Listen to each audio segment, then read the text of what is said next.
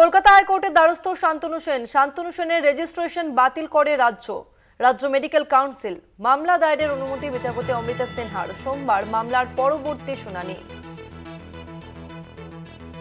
শান্তনু সেনের medical registration তা ইতিমধ্যেই বাতিল করা হয়েছে এবং জানিয়ে এবার হাইকোর্টের দ্বারস্থ শান্তনু সেন। কলকাতা হাইকোর্টের দ্বারস্থ শান্তনু সেনের রেজিস্ট্রেশন বাতিল করে রাজ্য মেডিকেল কাউন্সিল। মামলা দায়েরের অনুমতি বিচারপতি অমৃতা সিনহার। সোমবার এই মামলার পরবর্তী শুনানি। শান্তনু সেনের মেডিকেল লাইসেন্স বাতিল, এবার হাইকোর্টের দ্বারস্থ শান্তনু সেন।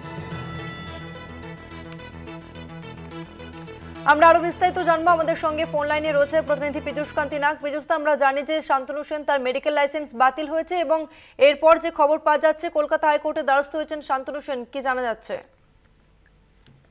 দেখো, রাজ্য মেডিকেল কাউন্সিলের পক্ষ থেকে শান্তনু সেনের যে মেডিকেল লাইসেন্স তা বাতিল বলে ঘোষণা করা হয়েছে, সেই সিদ্ধান্তকেই চ্যালেঞ্জ জানিয়ে কলকাতা হাইকোর্টের দ্বারস্থ হয়েছেন ডক্টর শান্তনু সেন এবং বিচারপতি অমৃতা সিনহার দৃষ্টি আকর্ষণ করে তার আইনজীবী ওই মামলা দায়েরের অনুমতি চান।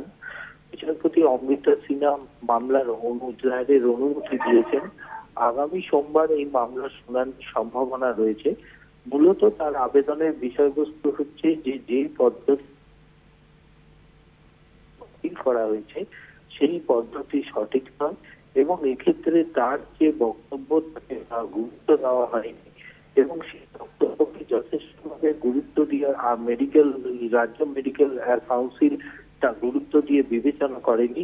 তাই আদালত এ বিষয়ে হস্তক্ষেপ করুন, এই আবেদন জানিয়ে তিনি মামলায় এসেছেন। আগামী সোমবার মামলার শুনানির সম্ভাবনা রয়েছে বিচারপতি অমৃতা সিনহার বেঞ্চে। ধন্যবাদ পীযূষ। আমরা কথা বললাম প্রতিনিধি পীযূষ কান্তি নাগের সঙ্গে।